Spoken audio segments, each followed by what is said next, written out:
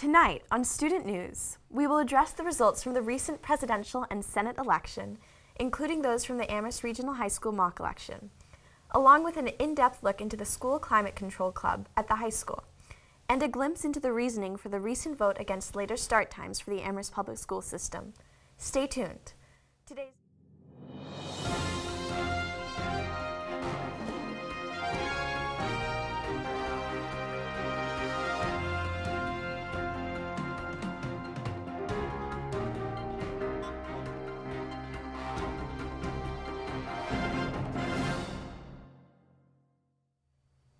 For those of you who watched our last episode, you may recall that we focused on the Massachusetts Senate election between Scott Brown and Elizabeth Warren.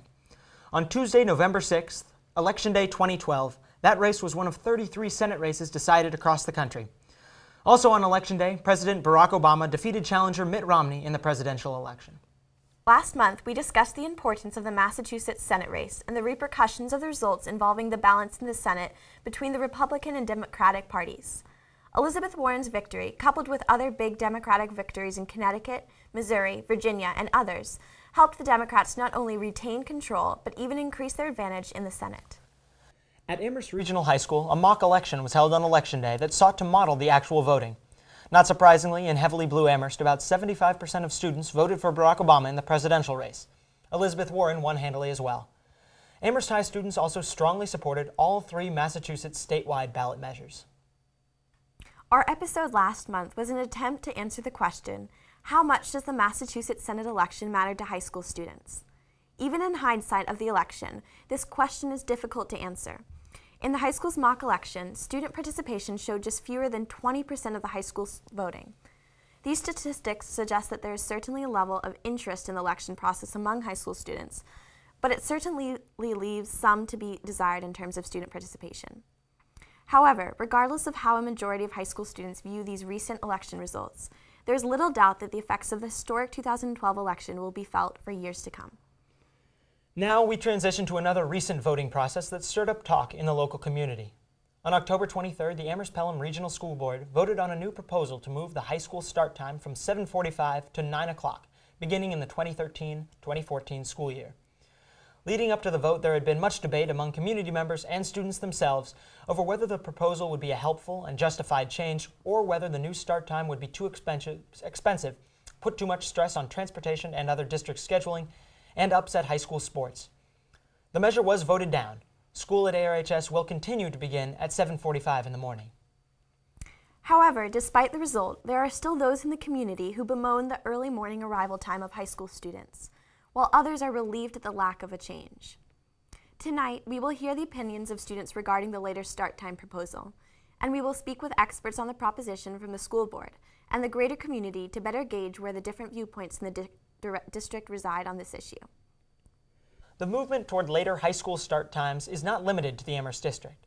The Northampton School District has been wrestling with later start time proposals ever since a 2008 survey stated that more than half Northampton high school students reported falling asleep in class. Steve Harrell, owner of Harrell's Ice Cream, a father of a teenager himself, has led a steady campaign to move Northampton High School's start time back from 7:30 to 9. More recently, 3 key proposals have been suggested to the superintendent. 2 of these proposals would cost the school district more than $100,000 in additional transportation costs. And the school board recently nixed another which suggested an earlier start time for the JFK Middle School, which would enable the high school to start at 8:15, 45 minutes later than it does currently. Generally, later start campaigns are born in scientific evidence which shows later start time resulting in safer driving for students, better test scores, and a better overall student performance in school. The science has also shown that even if the actual amount of sleep is not increased with a later start time due to students getting to bed later, those students will still operate and function better at healthier levels of sleep. This is due to the fact that adolescents simply have trouble going to sleep before 11 o'clock and waking up before 8 or 9. Opponents of these proposals in Amherst, on the other hand, have claimed that the cost of such a move, estimated at about $45,000, is just one of many problems with the plan. Other problems include the inconvenience for families that rely on high school-aged children to drive younger siblings home from school, which would be difficult with the lower grades getting released well before the new high school dismissal time of 3:30. Another issue which high school students themselves worried about was the possible interference with sports that a later dismissal would cause. The proposal was for some teams in the spring and fall to practice in the mornings before school, so as to use available daylight. For many games, students would leave school during the last period, a proposition that met mixed opinions. Overall, opponents of a later start time seemed to feel that changing the schedule would entail too many risks to the essential components of students' lives. Student News reporters caught up with Clara Dahill-Bowie, a senior at Amherst Regional High School, and Talia Ruschmeyer-Bailey, a junior. One of them a vocal opponent and the other a proponent of the proposal, to have them both explain why they took such firm stands on the issue. Okay, I'm Talia Ruschmeyer-Bailey, and I'm in 11th grade, and I am very pro late start time. I was against it being passed, so I was against the later start times. I thought that the implications of it far outweighed the health benefits of sleeping in. So I found out that my 3 sports that I do, first sport Nordic would be cut altogether. My spring sport crew, Amherst, which Amherst students participate on the Northampton team, we wouldn't be able to participate on it. And then cross country would have to practice in the morning because it gets dark later in the day. And so then, like, you know, students that live in Leverett, if we have practice at 6, their parents aren't going to wake up at 5:30 and bring them there. So there goes, like, you know, like a quarter of our team. Well, I had always been moderately pro late start time, but what really got me involved was a Facebook page, and it said that there should be no later start time because of athletes and because it would impact the athletics so much. And that just seemed really ridiculous to me, because the sports that would be cut would affect only 5% of students, and the rest of the school would suffer and continue to lose sleep. So I think they shot out a number of like 40% of athletes would be like severely affected with their practice times, or even being able to have their team. The other thing they were doing on this Facebook page that I really didn't like was they were saying that this later start time and all athletics, they made it seem as if they were mutually exclusive, which they aren't. And with a later start time, kids would get more sleep and they would still have the chance to participate in sports. I mean, when I first heard about it, I was like, wow, sleeping in, that sounds great. Even though I'm the type of person that usually wakes up at 6 a.m. even on the weekends, like I was like, great, I can like do my homework in the mornings. And I was like, late start sounds awesome, you know, I'll get a lot of sleep, I can like go to bed at 10, wake up at 6, get my homework done, everything's gonna be great. But then like after I went to one of the meetings on it and kind of just seeing like what the effects of it would be, what the implications of it would be, then I was kind of realizing that like it kind of wasn't worth it for me. Well, first of all, if we change the start time, everybody would be getting more sleep. One of the myths that people seem to be perpetuating is that having a later start time would simply push back bedtimes, and the research shows that that is not true. All of the research that has been done on the later start time also shows that academic performance has been improved, and that teenagers have been less depressed. There have been fewer teenagers dropping out, and attendance has improved. So I think that's really important, and it's really easy to do. You just push the school start time. When I went through 3 different ideas of how they could work it, one was switching middle school and high school and elementary times. One was just pushing everything back, and they realized that one of them was two options were going to cost a lot of money, and then the third one was only going to cost like $40,000. I mean, obviously $40,000 is a lot better than the like $250,000 I think for the other one. So at first when I heard $250,000, I was like, I don't think we can take a $250,000 bath just so we can sleep in, like especially because we have so many budget cuts. But then after they were looking at the one that was only $40,000, I was a little bit more relaxed about that. But it more came down to sports for me. So it might cost a little bit more money because of at least the one that Superintendent Garrick suggested because of transportation costs with switching the elementary schools and secondary schools. And it might impact some sports games. Some athletes might have to leave school a little bit early once in a while. But for the most part, it would be a very small percentage of the school and very small percentage of the students. Okay, so on one side we have the health benefits of sleeping in, but you know, some of the research, you know, definitely strong for it, but you know, still like people are questioning it. And then on the other side, some people would be able to participate in sports, some people's sports would be cut, it would cost money.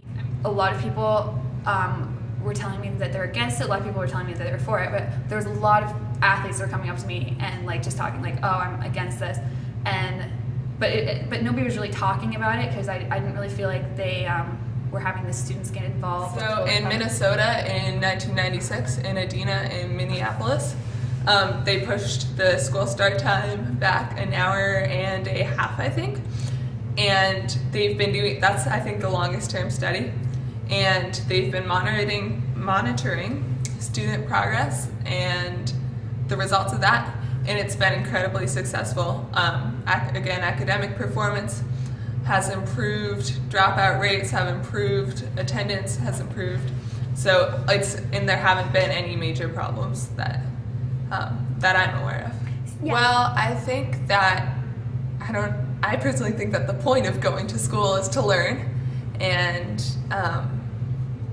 I think that this will just help kids learn better, more efficiently. They'll learn more. They'll be more interested in learning. So, it was interesting to bring to the committee the two options that really became possible at the end. If you remember, like the first scenario was starting at pushing everyone kind of back a half an hour, so the elementary students would start at around 9 o'clock, and the secondary would start around 8:30. And while that was great for secondary students, the elementary students, I was really worried about them being home by themselves in the morning and having to get on the bus by themselves. So where we landed this last round was considering having all students starting at the same time, which would be around 8:30, which I think was the ideal start time for most people who were interested in a later start for the secondary students. But it was unfortunately cost prohibitive. It was around $1 million to deal with the busing issues for kids starting all about the same time. So the only other viable option was to start the secondary students at 9 o'clock, which was really hard because lots of people started to see that time really cut into athletics and other after-school activities for secondary students. So it was a tough call. I really did appreciate that the school committee members spent a lot of time struggling with this. I mean, the amount of meetings we had and the amount of information that people really wanted to see to try to answer every question was actually a crazy amount of time and information. So it ended up where we had 3 members who voted in favor of the later start time, and primarily their reasoning for that vote, which was consistent with my recommendation, was because we have, if you really look at biologically where kids and their teen years naturally, their biorhythms naturally is around, going to bed around 11-ish at night and waking up, around 7-ish in the morning. So if we were to create a new school situation, we wouldn't be starting secondary kids at the time we do, based on natural biorhythms. So for some students, that's a much bigger factor when they are potentially sleep deprived. It kind of compounds other risk factors that they have. So the committee members felt that it was important to recognize that we have a number of students who would greatly benefit from that additional adjustment, so that it really school started at a time where they were naturally more alert and awake and ready to learn. So that, I think, was the general gist of those who supported. Although I think Shabazz mentioned he also wanted to support that his son wanted to have him vote for the later start time from his own experience. So that was 3 of the members, and then the other members, it was a hard decision for them because, one, they felt like the potential effects of the change would be negative towards a certain group of kids who were on some of the athletic teams. Also, they were concerned around after-school activities in general and the amount of time after school that students would have to do other family activities or work activities and such. And then I think that they felt that at this moment in time in the school system, we have a lot of really important things going on, so that they were worried about this just being another change, and was the benefit of, moving to the later start, did that weigh heavily enough to offset, kind of another big shift in the system. So, my opinion was that I would have moved toward the later start time, because I believe, even though 9 o'clock is late, I would have loved it to be 8:30. I think a system shifts and changes, and what people end up being really committed to, people work it out. And we would probably have worked out lots of the kinks that would we have been able to satisfy every maybe sport? Probably not. Like downhill skiing, I think or Nordic skiing would have been a difficulty no matter what at that time of the day, in golf as well. But I think the others probably would have been sorted out. And I think things like taking courses at Amherst College and stuff, it would have naturally evolved based on that later start. But change isn't easy.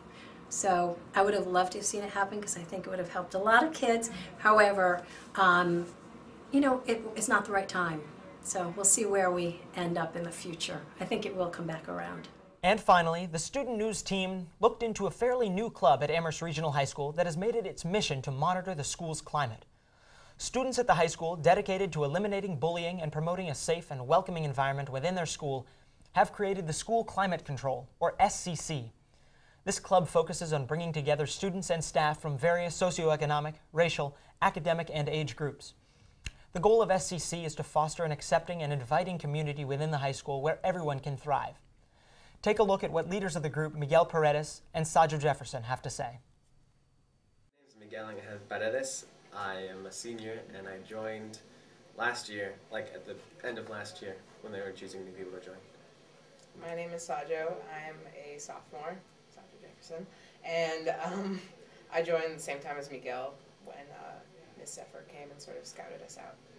What we do is we sort of have a frame for what we want to do this year. We're definitely building off of everything that was done last year, but I think that we sort of go by the month, and Ms. Zephyr asks us, like, how busy are you this month? Like, are you going to be able to do a full event? And we tell her, okay, this is what we want to do this month and that month, and then we just sort of go from there. Yeah, I think in the summer we actually had like a whole plan of what we were going to do, like different events and planning that out and stuff, and it was great, yeah. So we usually, our short-term goals are getting the plan of the event that we're going to do that month done. And the long-term goal is getting all of them done. Usually, if we're not having a certain thing we have to do, like a certain event, then we talk about the events we're going to do and planning those out. And when we do have a certain event, we usually go out and do the stuff we have to do. So for the candy thing, we spent like one meeting just bagging candy. Then another meeting we were making the boxes and like making the slips and stuff. So. And then just yesterday we sorted all of the slips out to figure out which class we wanted. So. National Mix It Up Day, so you're supposed to go sit with someone that you not usually sit with. And then so what we thought, it was like one day's not enough, so we made it into a whole week. And we thought we should provide an incentive for people to do it instead of just like, oh, it's Mix It Up Day, you know. We have like a incentive, so we had tally boxes and see like what class won, you know. And, you know, trying to get more interclass kind of, you know, people asking freshmen, or like, you know, seniors with freshmen and sophomores with juniors and juniors with freshmen, all that kind of stuff. And it was awesome because a lot of people did participate. Yeah, I mean, I don't know if we chose the questions or Miss Zephyr did, and we printed them out all on these little sheets, and people would come up to the table and ask, because not many people knew what was going on exactly, but they were pretty curious, and they would come and fill out a name that they would find from some random person and bring it back, and hopefully if they're class 1 they would get a special candy award. I think it was very successful. We had 397 people participate throughout all the classes, including like 3 staff, and I think it was great because I loved, like, you know, sitting there and then like a lot of people just coming up, like putting stuff in, and like they're like, can we do more? And like just a lot of people were just going on figuring, you know, meeting so many new people. It was great. It was also really fun when we were sorting through them. We would read some of them, and I mean, of course, there are the occasional ridiculous ones, but most of them were really nice and interesting, and it was really fun. Like, what was one, like, what's your favorite hobby? And they're like eating and like what and like collecting waffles. Yeah, that was in there. The SCC has led numerous school-wide events that have encouraged students to interact with their peers, even if it is outside of their comfort zones. This October, during the National Mix It Up Day, the SCC provided an incentive for students to interact with others outside their friend groups. In addition, the club has taken part in providing surveys to gauge student opinions and have projected their findings through posters. By posting these signs throughout Amherst High School, they hope to create an environment that emulates the school values. take a look at what students have to say about the impact of school climate control and their experiences cooperating with the campaigns SCC has promoted.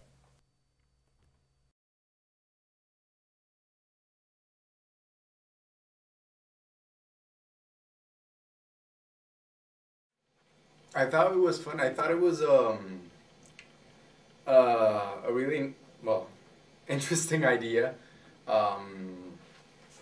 to actually try, because you always think, oh, if somebody tries that, everybody's gonna laugh, or I mean, it's gonna be a big joke.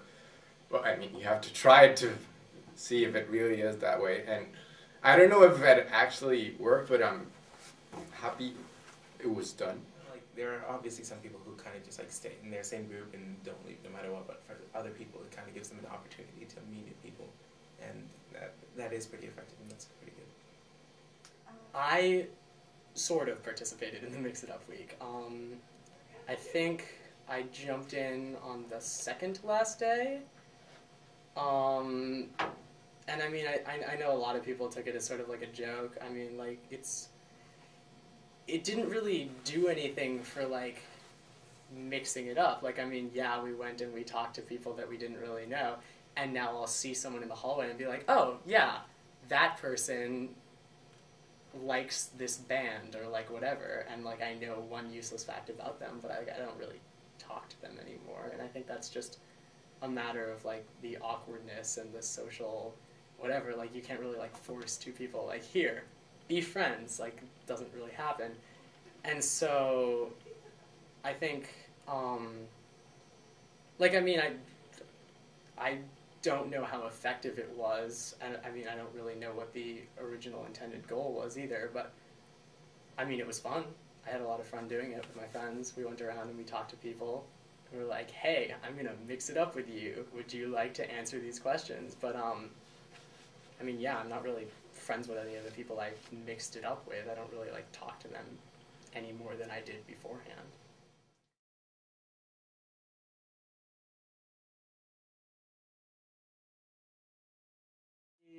All that most of us see of them is the surveys.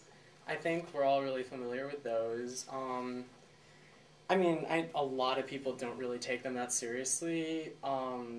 So, I mean, I don't know how much good they're really doing, but I think it's good to believe that we care about our school.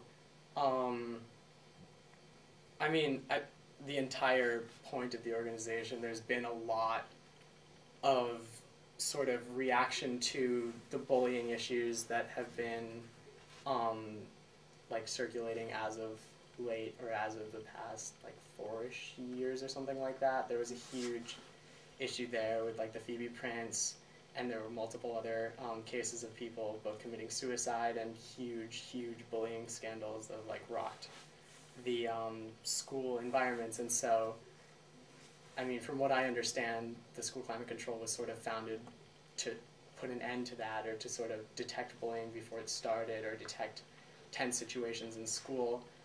And I mean, I guess you could say we've done good because there haven't been any, but it's not really, like, you can only disprove by example. You can't know for a fact that it's making any sizable impact on the school, because we don't really know what would have happened if there hadn't been a school climate control. I feel that it is important because it kind of, in a way, we kind of already knew it, but it kind of makes that information more apparent, which puts it on people's minds, which then reinforces that whole feeling, or that reinforces the statistics and can even lead to them becoming even higher.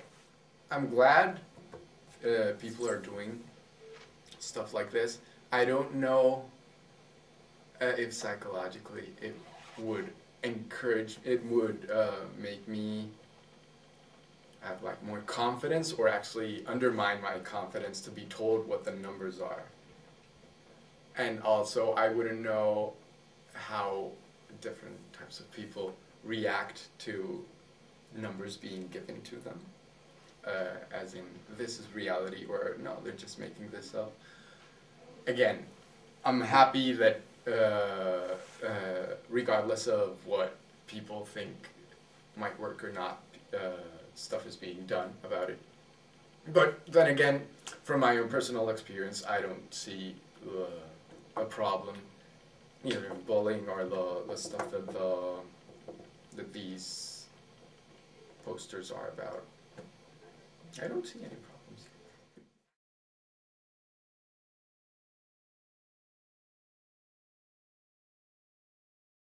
Yeah, it's definitely a nice environment. It's a really friendly place, you know. We don't have too many problems with like bullies like most typical high schools would, and it's definitely great. Very friendly atmosphere. Like, I mean, our school environment is pretty accepting, pretty safe environment for a lot of people. There's not a tremendous amount of like prejudice against specific groups. Like, I don't think there are that many people who are like racist in our school or anything. The first few days, people were really nice, like the kind of nice that is active and welcoming. That was nice. And well, I don't know, but I haven't seen any bullying or in what I've seen here. I in particular have encountered homophobia before, just because of the way I am. I mean, I'm not gay, but a lot of people think I am, and a lot of homophobic comments or slurs are directed towards me as a result of how people perceive me or how people think I am. And I mean, it's tough because I have that connection to like the homosexual group, I guess. I would like the community. I mean, like, I don't consider myself to be like one of them or anything, because I'm not, but I mean, I think I can really understand or relate to that. And I mean, just whenever something like that happens to me, like when I was, and that wasn't even in the school, but there was this one time when we were like dressing up as female Harry Potter characters in a bathroom, and this guy at the mall just made these horrible, horrible comments about us and called us a bunch of really offensive words and said these terrible things, and like he called a manager over and told them to kick us out of the bathroom because we were wearing skirts, and it was just a travesty, and it was like, and it made me feel terrible about myself. And on top of that, I couldn't stop thinking about the fact that there are people out there who have to go through this every day, or people out there who have to deal with something of such a magnitude, or like countless times. And that just, for me, that was really hard to deal with. And I mean, I've had issues with homophobia in this school. Nothing really as serious as that, just like occasionally, especially during gym class, which thank God I'm over with. But it's just hard sometimes, and I think there are a lot of boys in this school, and girls in this school as well, who are not that well educated about that issue, or we don't really talk about it that much. I don't know whether there has been an effort or not, but I don't think there's been a noticeable change in the amount of which I am bullied for being gay. But I mean, a lot of it has stopped just because I'm not in gym class anymore, when that was the largest amount. But I don't really think, no, that this climate control has done anything to stop that. And that's all for tonight, folks. For more information on Student News, please like us on Facebook @StudentNews. Don't forget to tune in next month. Thank you, and good night.